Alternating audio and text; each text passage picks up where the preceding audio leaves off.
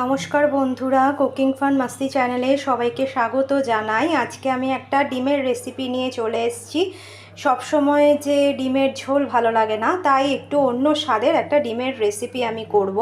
এই জন্য আমি এখানে 5টা ডিম নিয়েছি। 5টা ডিম দেখুন আমি এখানে সেদ্ধ করে নিয়েছি। এখানে কাজু, কিশমিশ, কাঁচা লঙ্কা, এখানে টক দই লাগবে, আর এখানে পেঁয়াজ, টমেটো, আদা, রসুন, এইগুলোকে আমি এবারে একটু ফ্রাই করে নেব। দেখুন রান্নাটা, চলুন বন্ধুরা রান্নাটা করি, আপনারা দেখতে থাকুন। দেখুন বন্ধুরা, আমি এখানে কড়াই বসিয়ে দিয়েছি। কড়াইয়ে একটু সাদা তেল নিয়েছি। এবারে এই তেলের মধ্যে আমি কেটে রাখা টমেটো, পেঁয়াজ, আদা, রসুন, এখানে কাঁচা লঙ্কা, কাজু, কিশমিশ, এগুলো সব একটু ফ্রাই করে নিচ্ছি। দেখুন বন্ধুরা, এগুলোকে আমি একটু ভাজা করে নিচ্ছি। দেখুন বন্ধুরা, এটা কিন্তু ফ্রাই করা হয়ে গেছে। এইবারে আমি এটাকে নামিয়ে একটা মিক্সার জারের মধ্যে নিয়ে নিচ্ছি।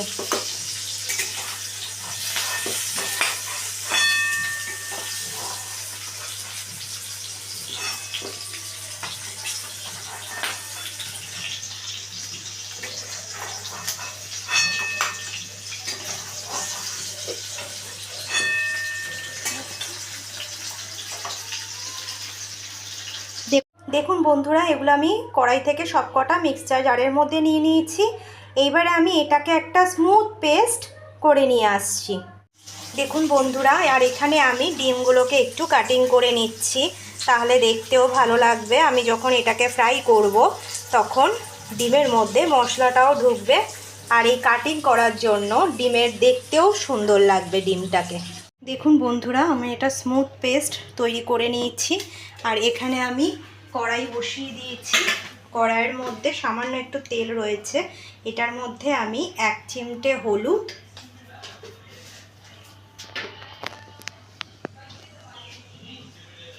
1 চিমটে নুন দিয়ে নিলাম।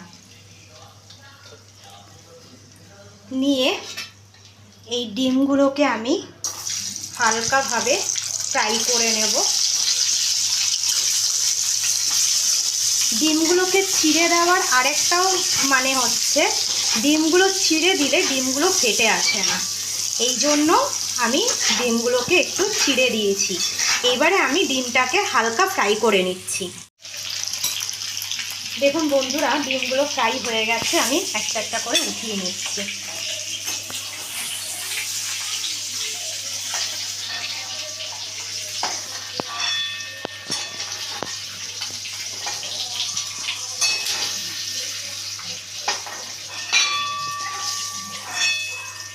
এইবারে এই কড়াইয়ের মধ্যে 1 চামচ ঘি দিয়ে দিচ্ছি।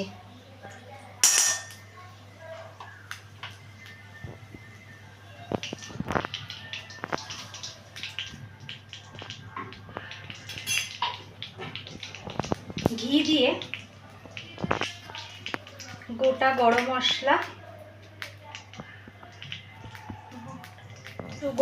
মশলা দেওয়ার পরে একটা শুকনো লঙ্কা দিয়ে দিলাম। দিয়ে এখানে এই পেস্টটা আমি দিয়ে দিচ্ছি।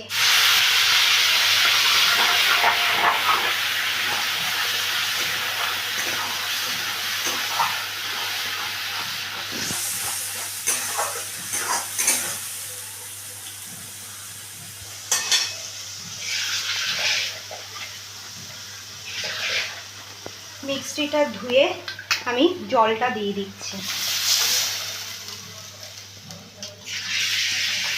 দিয়ে এটার মধ্যে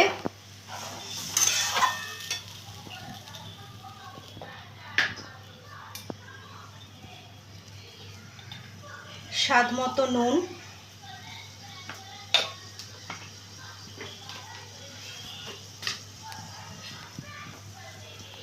1 চামচ মতো জিরে গুঁড়ো,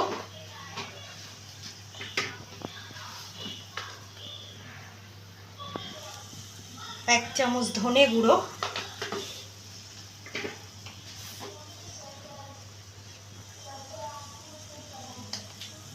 সামান্য লঙ্কা গুঁড়ো,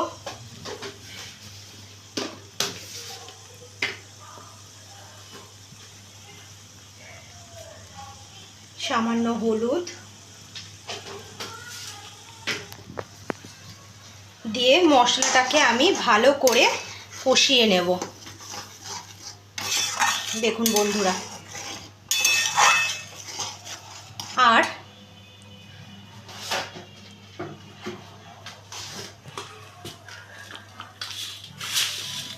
স্বাদটাকে ব্যালেন্স করার জন্য আমি একটু চিনি দিলাম।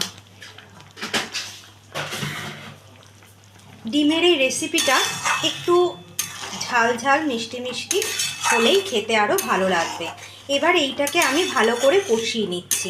দেখুন বন্ধুরা, মশলাটা কিন্তু আমার খুব সুন্দরভাবে কষানো হয়ে গেছে। এবারে এখানে আমি একটু টক দই ফেটিয়ে রেখেছি, টক দইটা আমি এখানে দিয়ে দিচ্ছি। টক দইয়ের পরিমাণটা একটু বেশিই লাগবে, তাহলে জিনিসটা আরও খেতে ভালো লাগবে। এবারে আমি আরও ভালো করে এটাকে মিশিয়ে দিচ্ছি। এইবারে আমি এটার মধ্যে এই ভেজে রাখা ডিমগুলোকে দিয়ে দিলাম।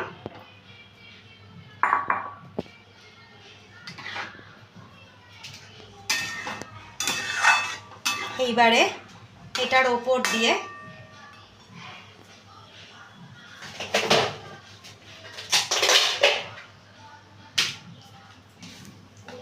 কসুরি মেথি, ভাজা কসুরি মেথি আমি ওপর দিয়ে দিলাম।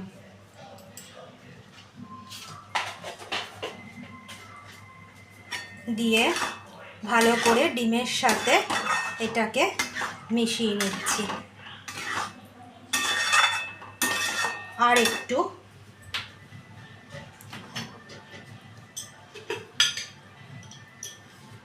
সামান্য গরম মশলা দিলাম।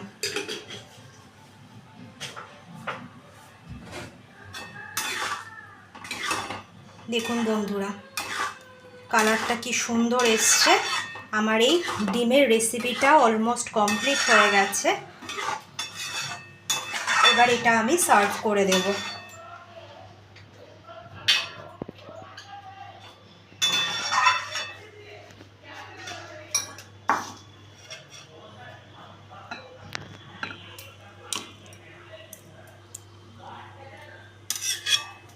দেখুন বন্ধুরা,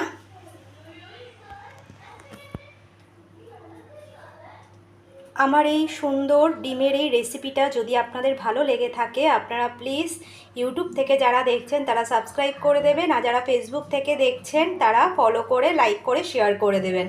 থ্যাংক ইউ ফ্রেন্ডস।